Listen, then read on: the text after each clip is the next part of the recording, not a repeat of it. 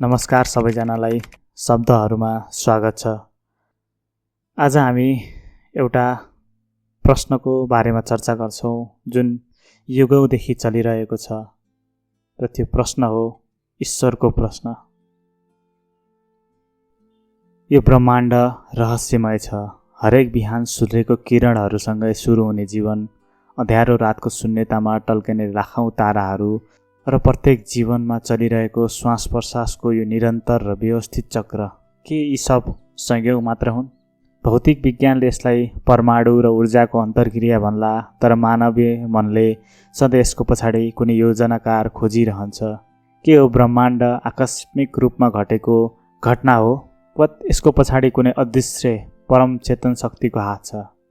सभ्यताको सुरुवातदेखि नै मानव जातिले यो अज्ञात शक्तिलाई बुझ्न प्रयास गर्यो र त्यसैलाई भगवान, ईश्वर वा परमसत्ता जस्ता नामहरू दियो। प्राचीन दार्शनिक तथा आध्यात्मिक विश्वासहरूले ईश्वरलाई केवल एउटा व्यक्ति वा मूर्तिमा मात्र सीमित गरेनन्। उनीहरूले ईश्वरलाई प्रकृतिको नियम र ब्रह्माण्डीय सन्तुलनको रूपमा व्याख्या गरे। प्राचीन शास्त्रहरू भन्छन् ईश्वर त्यो परम नियम हुनुहुन्छ जसले सत्य, करुणा र न्यायको रक्षा गर्छ। तर प्रश्न उठ्छ, के ईश्वर साँच्चै कुनै बाह्य सत्ता हुनुहुन्छ वा मानिसले प्रकृतिको आफ्नो भय र विस्मयलाई व्यक्त गर्न सिर्जना गरेको कुनै एउटा दिव्य परिकल्पना मात्र हो? प्राचीन दर्शनको एउटा बलियो आधार कर्मको सिद्धान्त हो। यस सिद्धान्त अनुसार मानिसले गर्ने हरेक क्रियाको समान र विपरीत प्रतिक्रिया हुन्छ, अर्थात् असत्कर्म वा पापको सजाय र सत्कर्मको फल समयको चक्रले स्वतः निर्धारण गर्छ। यही विश्वासले मानिसलाई पशुताबाट जोगाउने, संयमित बनाउने र समाजमा मर्यादा कायम राख्ने मूल आधारको काम गर्दै आएको छ। तर आजको यथार्थतिर फर्केर हेर्दा मनमा एउटा गहिरो कम्पन र द्वन्द्व पैदा हुन्छ।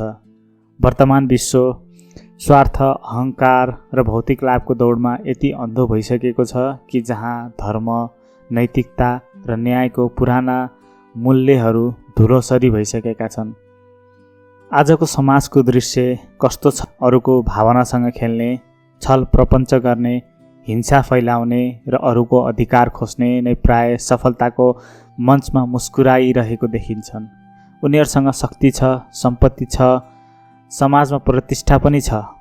अर्कोतिर निश्चल, दयालु, इमान्दार र सत्यको बाटोमा हिँड्नेहरू निरन्तर दुःखको आँसु पिउन, अन्याय सहन र उपेक्षित हुन बाध्य छन्।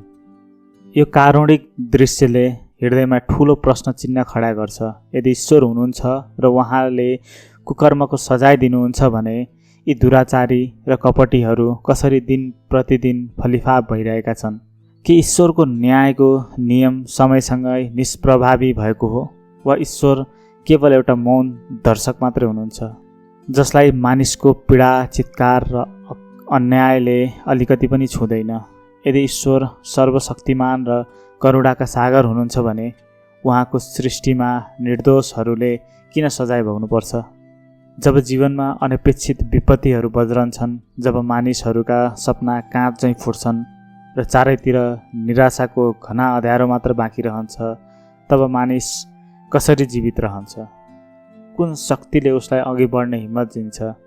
के त्यस जीवित राख्ने शक्ति भोलिको आश मात्रै हो, वा त्यसको पछाडि ईश्वरप्रतिको कुनै गहिरो आस्था छ? सामान्यतः मानिसहरू मन्दिर, मस्जिद, गुम्बा वा चर्चमा गएर ढोग्नु, धूप बाल्नु वा पूजापाठ गर्नु नै ईश्वरप्रतिको भक्ति मान्छन्। तर के ईश्वरप्रतिको सच्चा आस्था कर्मकाण्डमा मात्र सीमित छ, वा यो जीवनको सबैभन्दा कठिन र चरम निराशाका क्षणमा पनि रात जतिसुकै अँध्यारो भए पनि बिहान पक्कै हुन्छ भन्ने अटल मानसिक भरोसा हो? जब हाम्रा सबै व्यवहारिक र तर्कसम्म ढोकाहरू बन्द हुन्छन्, तब मानिस स्वाभाविक रूपमा ईश्वरलाई सम्झिन्छ। तर यदि ईश्वर हुनुहुन्छ भने उहाँलाई खुसी पार्न के पूजापाठ, बलि वा भाकल नै आवश्यक पर्छ? वा प्रतिकूल समयमा आफ्नो धैर्य नगुमाउनु, सङ्कटको चक्रव्यूहभित्र पनि आफ्नो इमान्दारी नबेच्नु र हृदयलाई निष्कलङ्क राख्नु नै ईश्वरलाई प्राप्त गर्ने बाटो हो? अथवा ईश्वरलाई खुसी पार्ने यी सबै उपायहरू मानिसले आफ्नो असहायतालाई लुकाउन बनाएका भ्रम मात्र हुन्?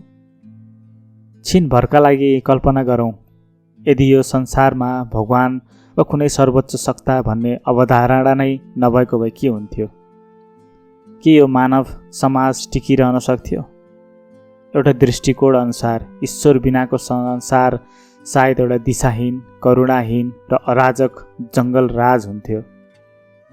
मानिसभित्रको त्यो प्राकृतिक डर कि मेरो नराम्रो कर्मको फल मैले भोग्नुपर्छ यदि पूर्ण रूपमा समाप्त भयो भने नैतिकताका पर्खालहरू क्षणभरमै ढल्न सक्छन्। जब मानिसलाई कुनै सर्वोच्च सत्ताको डर वा श्रद्धा हुँदैन तब ऊ आफ्नै अहङ्कार, वासना र स्वार्थको दास बन्न सक्छ। ईश्वरको परिकल्पना नै मानिसलाई संयमित, विनम्र र संवेदनशील बनाएको हो भन्ने तर्क पनि उत्तिकै बलियो छ। तर यसको अर्को पाटो पनि छ। के ईश्वरको डर बिना मानिस नैतिक बन्न सक्दैन? यदि कुनै मानिसले समाजको डर वा पुरस्कारको लोभमा मात्रै राम्रो काम गर्छ भने के त्यसलाई सच्चा नैतिकता भन्न मिल्छ? के मानिसहरू आफ्नो विवेक, बुद्धि र मानवीय संवेदनाका आधारमा ईश्वरको अवधारणा बिना एउटा आदर्श समाज निर्माण गर्न सक्ने सामर्थ्य छैन? यदि ईश्वरको अवधारणाले समाजलाई जोडेको छ भने इतिहासदेखि आजसम्म ईश्वरकै नाममा सबैभन्दा धेरै युद्ध, हिंसा र रक्तपात किन भइरहेको छ? यति हुँदाहुँदै पनि एउटा गहिरो दार्शनिक प्रश्नले मानव चेतनालाई सधैँ लखेटिरहन्छ कि ईश्वर साँच्चीकै सत्य हुनुहुन्छ? कि मानिसले आफ्नो डर, असहायता, एक्लोपन र सहाराका लागि ईश्वरको आविष्कार गरेका हुन्? विश्वको भूगोल, संस्कृति र परम्परा पछि भगवानका रूप, नाम, कथा र पुज्ने तरिकाहरू भिन्न भिन्न छन्। हरेक धर्मले आफ्नो ईश्वरलाई नै अन्तिम सत्य र अरूलाई भ्रम मान्छ। तर ध्यान दिएर हेर्दा के यी सबै भिन्नताहरू मानिसको आफ्नै संस्कृति, भौगोलिक बुझाइका उपज होइनन्?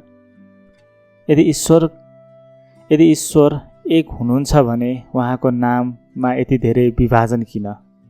यहाँ अर्को एउटा व्यवहारिक र गम्भीर प्रश्न पनि उठ्छ।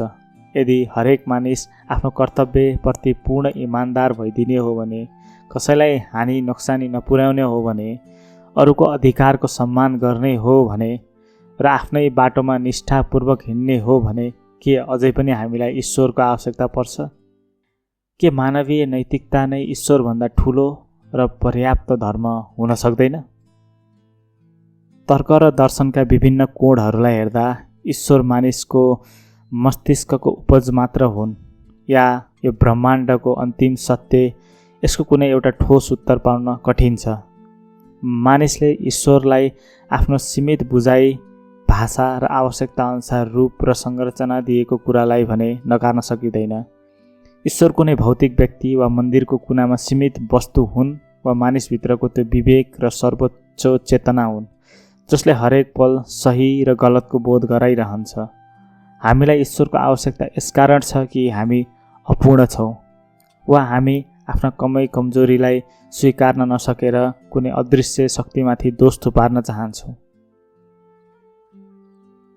आधुनिक युगको भौतिकवादी दौडमा असत्य र कपट क्षणिक रूपमा विजय भएको जस्तो देखिन्छ।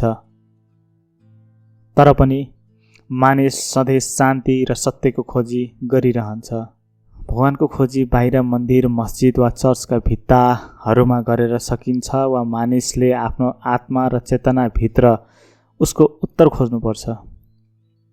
ईश्वर कुनै निश्चित धारणा वा सिद्धान्त हुन् वा मानिस वा मानव अस्तित्वले जवाफ खोजिरहेको एउटा उत्तरहीन र अनन्त प्रश्न हुन्। यो मन्थन प्रत्येक युगमा चलिरहेको छ र सायद जबसम्म मानव चेतना कायम रहन्छ तबसम्म ईश्वरप्रतिको यो जिज्ञासा र खोजीको यात्रा यसै गरी निरन्तर चलिरहन्छ।